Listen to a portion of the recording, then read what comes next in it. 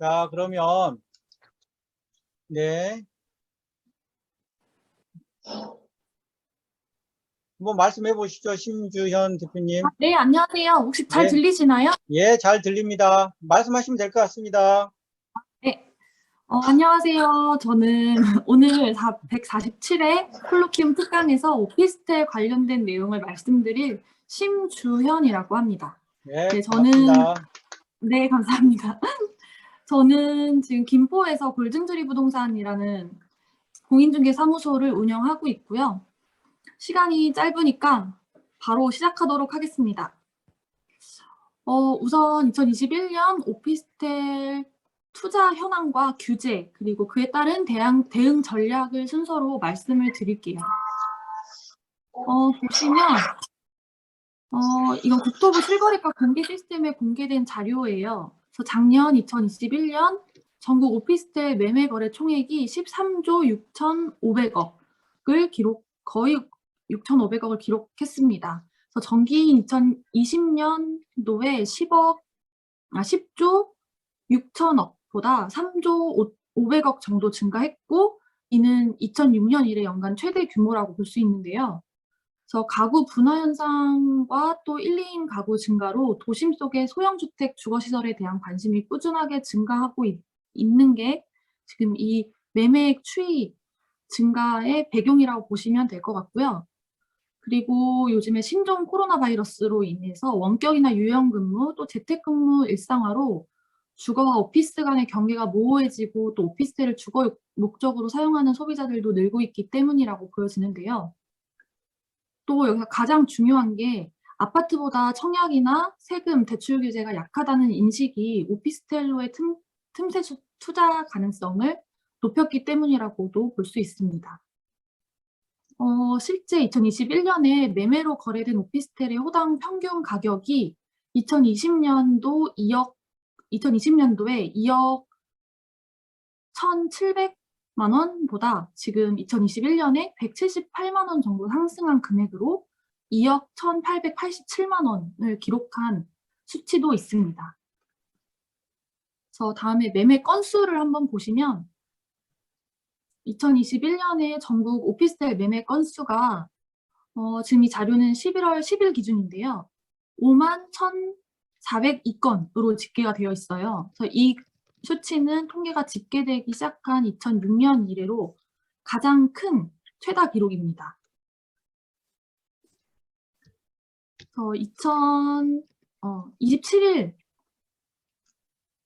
3월 27일 부동산 플랫폼 다방을 운영하는 스테이션3가 국토교통부 실거래가 자료를 분석한 자료입니다.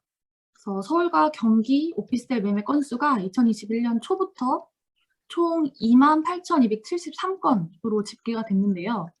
이는 지난해보다 48% 정도 증가한 수치라고 볼 수 있습니다. 그래서 오피스텔을 새로운 투자처로 삼은 수요에다가 또 아파트보다 상대적으로 저렴한 오피스텔 쪽으로 눈을 돌린 실수요가 겹쳐지면서 또 경기도와 서울 오피스텔 거래량이 큰 폭으로 늘어난 것으로 볼 수 있습니다. 교통이 좋고 또 업무지구와 가까운 오피스텔의 경우에 주거와 투자 수요가 꾸준한 편이고요. 여기에 아파트 가격 급등에 따라서 또 상대적으로 시세가 낮은 주거용 오피스텔을 찾는 수요도 늘어난 것으로 볼 수 있습니다. 다음에 한국부동산원에서 발표한 전국 오피스텔 매매 가격 지수 변동률을 보시면 지난해 4분기에 전국 오피스텔 가격이 전분기 대비 1% 이상 오른 것으로 나타나는데요. 이게 지금 변동률을 나타낸 표예요. 그래서 주택 가격이 오른 상황에서 너무 많이 오른 상황에서 대체재인 오피스텔 시장으로 매수세가 몰렸기 때문에 지금 매매 가격 지수 변동률이 큰 폭으로 상승한 것으로 분석이 되는데요. 2021년 1월 17일 부동산원이 발표한 오피스텔 가격 동향 자료에 따르면 지난해 4분기 전국 오피스텔 매매 가격은 전분기보다 1.03% 올랐다고 나타나 있고 1분기에 0.23%, 2분기에 0.37%, 3분기에 0.99% 등으로 매 분기 상승폭이 계속 커지고 있어요. 그래서 서울 같은 경우만 보셔도 서울 상승률은 0.14%로 전분기에 대비해서 오름폭이 0.3% 정도 증가했거든요.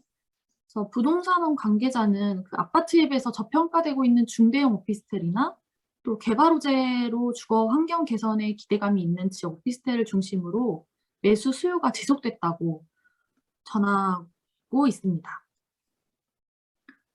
그러면 작년에 왜 오피스텔 수요가 증가했는지 말씀을 드리려고요. 제가 여기 지금 소형 아파트 주택 대체제로서 구입, 또 정부의 주거용 부동산 규제로 수익형 부동산 열풍, 주택 대비 낮은 가격과 대로변 등 좋은 입지, 취득세, 대출 등 세무적으로 비교적 낮은 진입 장벽 이렇게 적어놨는데요. 아파트는 청약 자격 제한은 물론이고 또 세금이랑 대출 규제까지 너무 많아서 일반 투자자는 접근할 수가 없는 시장이 되어버렸어요, 이제. 그래서 오피스텔은 그나마 아파트보다 규제가 조금 덜하다 보니까 수요자가 오피스텔 쪽으로 몰린 거죠. 그런데 그러니까 올해 2021년 1월부터 오피스텔도 DSR 규제가 적용되기 때문에 대출 규제 없이 분양을 받을 수 있는 물량이 2021년 말까지 많이 풀려서 수요가 폭증한 것을 볼 수 있었어요. 그래서 2022년부터 오피스텔 DSR 규제가 시작되면서 2021년에 오피스텔 투자가 떠나기 전 막차를 탔다고 보실 수 있죠. 그래서 오피스텔도 이렇게 투기까지 진행이 되면서 오피스텔 거래 시장 규모가 커지고 또 국가에선 이를 규제하려는 제도의 손길도 하나 둘씩 생기고 있습니다. 그래서 지금 한 100실 이상 분양하는 규제 지역 오피스텔 전체 물량의 20% 이하는 해당 지역 거주자한테 우선 분양을 해야 되고, 또 오피스텔 청약 시장을 보면 앞으로 규제 지역에서 50실 이상 분양을 하면 그 청약홈이라고 한국부동산원의 청약 사이트에서 청약이 의무화되는 것가 되고, 또 청약 시장 당첨자나 뭐 수분양자의 계약 관리가 보다 조금 투명해질 예정이에요, 아파트처럼. 그리고 오피스텔 공급량도 보셔야 되는데 지난해에 7만 실 정도 공급이 된 오피스텔의 공급, 입주 시장이 올해에는 조금 줄어들어서 6만 6천 실 정도로 공급이 될 것 같고요. 그중에 경기도가 2만 6,050실, 서울이 11,090실, 인천이 7,800실 정도로 수도권이 전국 물량의 한 70% 정도를 차지할 것 같아요. 그리고 지방은 2만 1,000실 정도로 그 5대 광역시 입주 물량이, 그러니까 지방 총 2만 1,000실 중에 5대 광역시 입주 물량이 15,000실 정도고 나머지 기타 지방이 5,000실 정도로 공급될 예정입니다. 분양이 아닌 기존 오피스텔 매입을 검토 중이라면 뭐 공급이 과잉되지 않는 공급 과잉 우려가 낮은 입주량이 적은 역세권이나 뭐 자족시설, 개발 호재가 풍부한 지역을 선별하는 게 좋고요. 또 오피스텔 거래, 또 매매 시장 같은 걸 보면 오피스텔도 주택 시장과 같이 최근에 조금 관망세, 또 숨을 고르면서 이런 분위기가 있어서 연초 거래량이 굉장히 많이 감소했어요. 그래서 오피스텔도 아파트와 마찬가지로 조금 분위기는 숨을 고르면서 지금 시장을 관망하는 분위기라고 볼 수 있습니다. 아파트의 대체제로 오피스텔이 등장했다고 말씀을 드렸는데 아파트와 오피스텔을 조금 비교를 해볼게요. 아파트는 공동주택으로 한 채의 건물에 독립된 여러 세대가 거주 가능한 5층 이상 공동주택을 의미하고, 오피스텔은 건축법상 업무시설로 분류가 되며 업무용, 주거용으로 활용이 가능합니다. 모든 차이는 적용되는 법에서 시작이 되는데요. 아파트는 주택법에 적용을 받고 또 오피스텔은 건축법에 적용을 받습니다. 그래서 청약 자격 제한은 물론이고 또 세금이랑 대출까지 1세대 1주택 규제를 받는 아파트의 대체제로 오피스텔을 선택하는 이유가 이게 비교해 보시면 보실 수 있죠. 그리고 다음은 이제 오피스텔 용도별 분석이에요. 그래서 주거용 오피스텔과 업무용 오피스텔 어떻게 다른지 기재를 해 놨는데 둘 다 건축법상 업무시설로 분류되어 있어서 취득세는 4.6%로 적용을 받지만 주거용 오피스텔은 그러니까 주택과 동일하게 취급을 받고 또 업무용 오피스텔은 상가나 사무실이랑 동일하게 취급을 받고 있습니다. 그래서 오피스텔이라고 또 다 원룸, 1.5룸 이렇게만 있진 않잖아요. 그래서 주거용 오피스텔 중에서도 투룸이나 쓰리룸으로 구성이 되어서 20평대 아파트와 비슷한 구조로 되어 있는 것도 많이 들어보셨을 거예요. 그래서 아파텔이라는 용어가 있는데 아파텔은 저희 아파트와 오피스텔의 합성어로 분양 광고에서 많이 접하는 용어예요. 마케팅 용어죠. 그래서 이거를 주거용 오피스텔이 아니라 주거형 오피스텔이라고도 하는데 오피스텔처럼 건축법을 따르고 아파트는 주거 지역에 입지해 있는데 아파텔은 상업 지역에 입지해 있어요. 그런데 하드웨어가 아파트처럼 두세 개, 방 두세 개에 화장실이 딸려 있고 평수가 20평대 아파트와 거의 동일한 구조이기 때문에 아파텔이라고 불립니다. 그래서 아파트의 가격대가 높아서 진입장벽이 생겼고 또 최근 여러 규제 이슈로 인해서 더 이상 투자가 어려워지면서 이 아파텔도 주목을 받고 있어요. 그래서 현장에서 아파텔을 찾는다고 혹시 뭐 매물이 있는지 문의하시는 분들도 굉장히 많고 또 아파텔 임대차 매물이 나오면 임대차가 맞춰지는 시기도 굉장히 짧고 수요가 많은 편이라고 볼 수 있습니다. 저 2022년도에 오피스텔도 대출 규제가 시작이 되고 금액, 뭐 거래량도 2021년 작년 같아지지 않으면서 어떤 오피스텔에 투자해야 되는 거냐, 또 오피스텔에 투자를 해도 되냐 이런 거 많이 궁금해하세요. 근데 2021년도 오피스텔 투자나 수요 특성에 대해서 우선 알아보고 그에 맞는 대응 전략을 짜는 게 좋을 것 같아서 전 2021년도 오피스텔 투자나 수요의 특징을 먼저 말씀드리도록 하겠습니다. 작년에 가장 큰 특징은 면적에 따라서 금액 상승률이 양극화되었다는 거예요. 그래서 보시면 작년 오피스텔 면적별 가격 상승률 오른쪽 거 먼저 보시면 오피스텔 시장에서 전용 면적 20제곱미터, 40제곱미터 이하 소형과 또 아파텔로 불리는 59제곱미터 이상 중대형 60에서 85제곱미터 중대형의 희비가 엇갈리는 게 보이시죠, 지금? 세금 계산 때 주거용 오피스텔이 주택수에 포함이 되면서 오피스텔 투자의 인기가 뚝 떨어졌어요.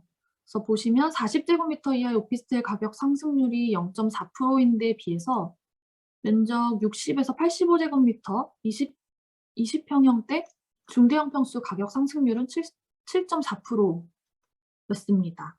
그래서 보시면 710 부동산 대책을 통해서 취득세를 중과할 때 주거용 오피스텔도 주택으로 간주되기 시작하면서 이 작은 평수에 대한 이익이나 이점이 조금 떨어지게 된 거죠. 예를 들면 그 오피스텔 한 채를 가지고 있다가 조정 대상 지역에 있는 아파트를 매수하면 취득세가 8%로 중과가 되고요. 오피스텔이 두 채였다가 아파트를 구매하시면 취득세가 18%까지 붙습니다. 12%까지 붙습니다. 그래서 오피스텔 신규 투자가 크게 불리해진 셈이에요. 그래서 여기에다가 아파트와 주거용 오피스텔을 가진 다주택자는 아파트만 보유하고 있을 때보다 보유세나 양도세 부담이 늘어나기 때문에 또 메리트가 떨어졌죠.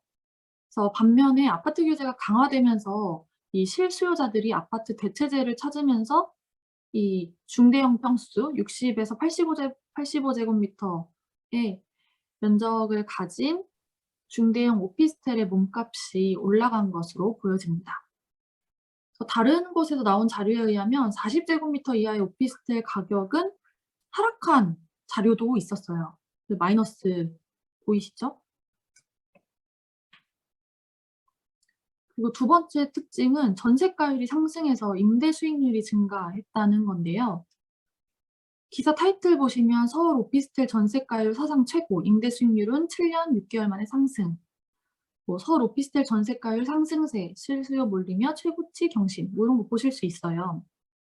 그래서 아파트 대체자로 꼽히던 오피스텔이나 빌라에서 전세가가 매매가를 훌쩍 뛰어넘는 사례가 발생하고 있는데요. 지금 아래쪽 자료 보시면 부동산원에 따른 자료인데요.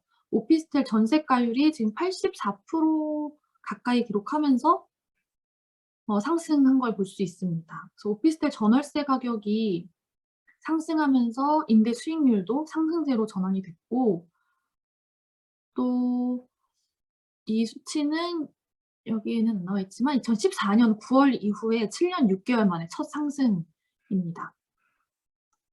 그래서 그런데 여기 역레버리지 효과도 우려가 되는데요.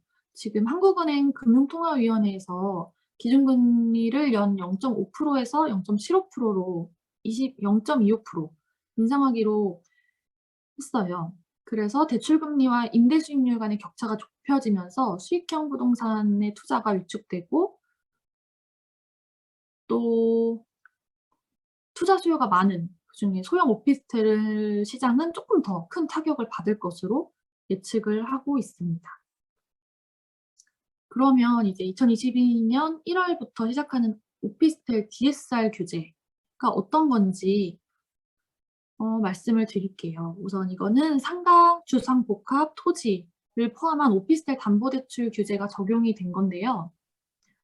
오피스텔은 기존의 아파트와 달리 담보 인정 비율을 최대 70%까지 적용을 했었는데, 이게 2022년 1월부터 담보 인정 비율을 총 대출금 2억 이상인 경우에 40%로 제한을 하면서 이제 오피스텔을 매수할 때 투자 자금이 더 많이 필요하게 된 거예요. 그래서 이게 원래 2023년부터 시행될 거라는 예고가 있었는데 예고보다 조금 더 빨리 1년 정도 빨리 시행이 되었습니다. 그 DSR은 다들 아시죠? 그래서 개인이 보유하고 있는 그 총 가계 대출 원리금 상환액의 합계가 개인의 연소득액에서 차지하는 비율을 뜻하는데요. 그래서 아파트를 대신해서 오피스텔에 관심을 가지고 매수하려는 사람들에게는 조금 타격이 있을 것 같아요. 그리고 또 오는 7월부터는 총 대출액 1억 초과로 대상이 또 확대됩니다. 그렇기 때문에 앞으로 증명할 수 있는 소득이 낮거나 또 기존 대출액이 많을수록 추가 대출 한도가 크게 줄어든다고 볼 수 있어요. 그래서 소득에 따른 대출 격차가 심해지는 거죠. 지금 분양주택 중도금 대출이나 재건축, 재개발 이주비 대출, 또 서민금융상품이랑 정부지원자금 대출 이렇게는 제외하고 신규 대출에만 적용하기 때문에 확인을 해보시면 되고, 또 분양 오피스텔에 대한 중도금 대출은 DSR 계산할 때 예외적으로 제외되는 대출로 분류하고 있어서 분양 후에 중도금 대출 진행 중인 투자자분들께서는 참고하시면 될 것 같습니다. 그래서 2022년 1월부터 시행하는 DSR 규제를 실제 금액으로 예를 들어 볼게요. 그래서 실거래가액이 5억인 오피스텔을 구매할 때 2022년 1월 이전에는 LTV 70%를 적용받아서 실투자액 1억 5천으로 구매가 가능했었는데, 2022년 1월 이후부터는 대출 원리금 2억 초과 시에 DSR 40%를 적용받아서 연소득이 없는 경우 대출이 아예 불가능하고, 또 연소득이 있는 경우에는 연소득의 40%까지만 대출이 가능합니다. 그래서 개인의 소득이랑 기존 대출 여부에 따라서 추가 대출 금액의 차이가 크고, 오피스텔의 경우 작년보다 현금이 더 많이 필요해진다는 것을 아실 수 있어요. 이 DSR 규제에서 특히 주목할 부분은 만기에 대한 내용인데요. 동일한 대출 금액이라도 원리금을 몇 년 만기로 계산하느냐에 따라서 추가 대출 금액에 큰 영향을 미칩니다. 그래서 만약 신용대출 5천만 원을 받은 경우에 만기 7년이라고 하면은 연간 원금 상환 금액이 710만 원 정도인데, 5년으로 계산하면 1,000만 원으로 늘어서 그만큼 대출 금액이 줄어들게 되는 거예요. 그래서 이번 DSR 규제 때문에 오피스텔을 포함한 준주택 시장에 미치는 영향이 클 것으로 보입니다. 그래서 최근 아파트값이 상승세가 조금 둔화되면서 비교적 입지가 좋지 않은 경기도 오피스텔 가격은 유지하기가 조금 어렵겠다, 요런 이야기도 있었는데 올해부터는 오피스텔 대출 메리트가 점점 사라지기 때문에 청약 수요 감소도 예상이 됩니다. 준주택 대출이 주택보다 이제 불리해지는 만큼 또 가격대가 낮고 주택으로 분류되는 도시형 생활주택이 오히려 현실성 있는 대안이 될 수도 있을 것 같아요. 자료 보시면 19일 부동산 전문 리서치 업체 리얼투데이에서 청약폼에 접수한 오피스텔 평균 경쟁률을 지금 그래프로 나타낸 건데요. 2022년 10.88 대 1을 기록했어요. 이게 지난해 2021년도 25.81 대 1에서 지금 거의 절반 이상 뚝 떨어졌죠. 근데 2020년도 보시면 13.14 대 1. 2020년도에서 2021년도에는 껑충 거의 2배 가까이 올랐는데 이번에는 2배 가까이, 2배 넘게 하락한 걸 볼 수 있습니다. 그래서 지난해에 아파트 대체제로 꼽히면서 수요가 몰리면서 또 매매 가격이 급등을 했는데 또 세금이나 DSR 규제 때문에 그게 적용이 된 게 이 상승세가 꺾인 원인이라고 볼 수 있습니다. 그래서 거래 건수나 서울에 있는 서울 오피스텔 총 거래가액을 보시면 또 2020년과도 또 확연히 비교되는 모습을 확인하실 수 있어요. 국토부 실거래가 시스템에 따르면 1월 1일부터 14일까지 오피스텔 매매 건수는 942건을 기록했고요. 이게 지난해 같은 기간은 2,163건을 기록한 거에 비교하면 56.44% 감소했고요. 또 전월 대비로는 61.44% 급감한 수치라고 볼 수 있습니다. 오른쪽에 서울 오피스텔 총 거래가액 추이 보시면 역시 크게 줄었죠. 그래서 올해 첫 2주간 1월 2주간 실거래가 총액은 1,482억 정도로 집계가 됐는데 작년 같은 기간에 보시면 5,061억 정도로 해서 총 70.71% 정도 줄어든 수치라고 볼 수 있습니다. 아래 부분에 보시면 매매 가격 지수도 보실 수 있어요.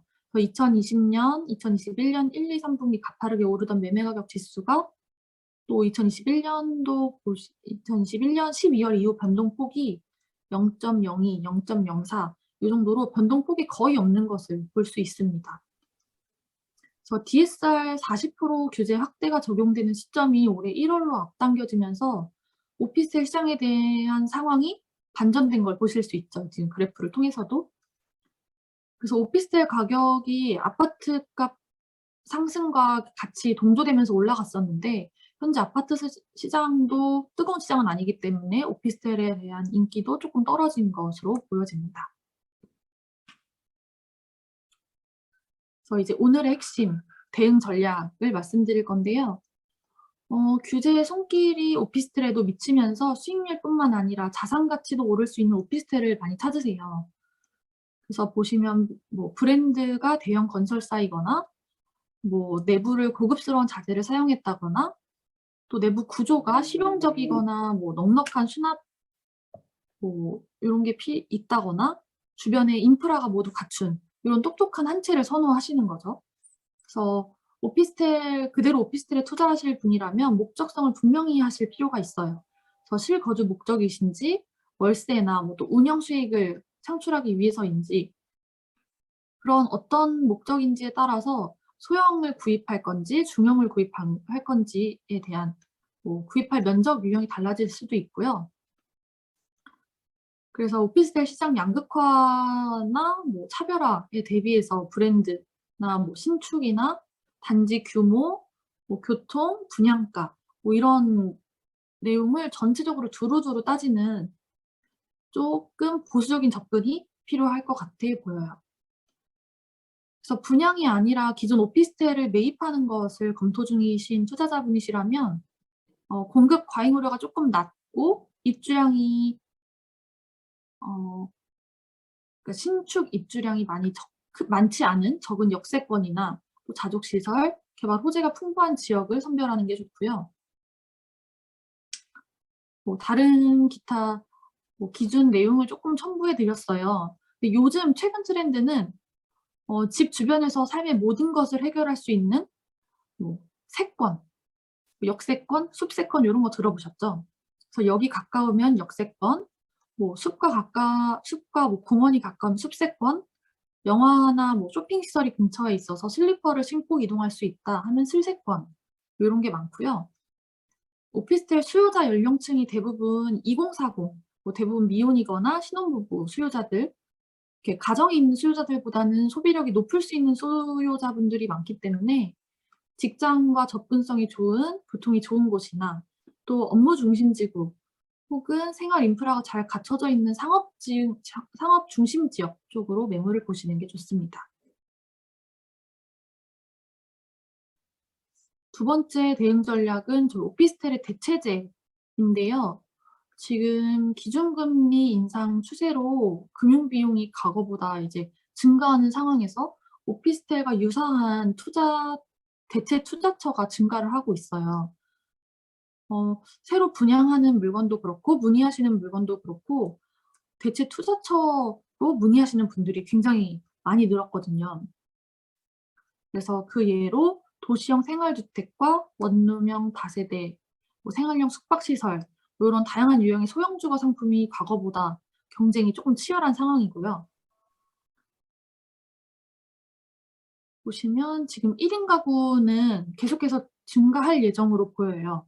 그래서 소형주택에 대한 수요는 계속해서 증가할 것으로 예상이 되어서 오피스텔보다는 소형 도시형 생활주택 요런 걸로 관심이 높아지고 있습니다.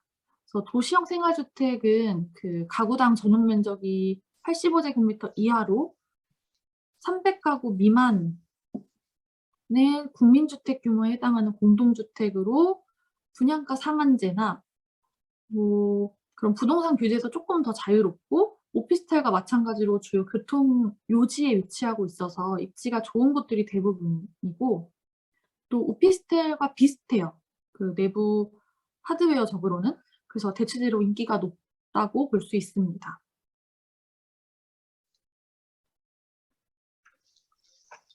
그리고 두 번째 업무용 시설로 지식산업센터에 문의도 많은데요. 지식산업센터는 제조업이나 지식산업, 정보통신산업 요런 사업장들이 그 지원시설이 복합적으로 입주할 수 있는 3층 이상의 집합 건축물로서 과거에 아파트형 공장이라고 불리던 것이 이제 명칭을 변경한 거예요. 그래서 소액으로도 투자가 가능하고 또 각종 세제 감면 혜택도 큰 편이고 가장 중요한 게 공실률이 보통 10% 이하로 낮다는 게 장점으로 꼽히죠. 그래서 근 1-2년 사이에 지식산업센터의 신설 승인 건수가 증가한 걸 볼 수 있어요. 대체 투자처로 지금 지식산업센터가 이제 분양을 시작하고 많이 각광을 받을 예정이다라는 걸 확인하실 수 있고요. 마지막으로 이제 차기 정부 출범일이 좀 가까워지면서 규제 완화 기조가 좀 계속되고 있잖아요. 그래서 인수위에서 안정적인 전월세 물량 확보를 하기 위한 일환으로 작은 평수 빌라나 다세대 주택 또 소형 오피스텔 요런 걸 대상으로 보유주택 수 합산해서 제외하는 방안을 검토 중인 것으로 알려져 있어요.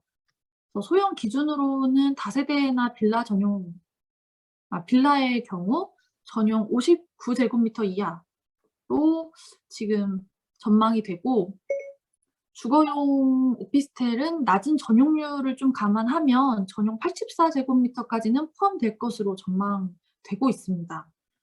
그래서 현재 오피스텔은 사무실이나 또 업무용으로도 쓰이는 경우에만 양도세나 뭐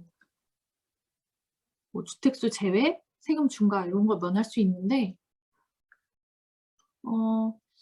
요런 이제 주택수 합산에서 제외하는 방안을 검토하면서 투자뿐만 아니라 실거주 목적으로도 오피스텔 매수 심리가 되살아나고 있습니다.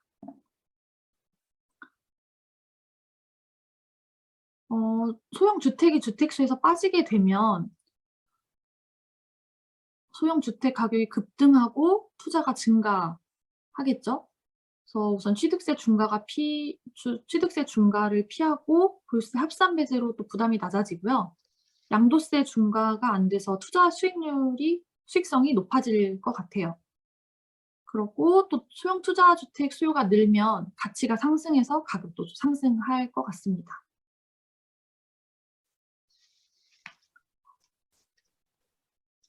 제가 말씀을 좀 빨리 드렸는지 내용이 조금 빨리 끝났네요. 그래서 투자 현황과 규제, 또 그에 따른 대응 전략을 말씀드렸습니다.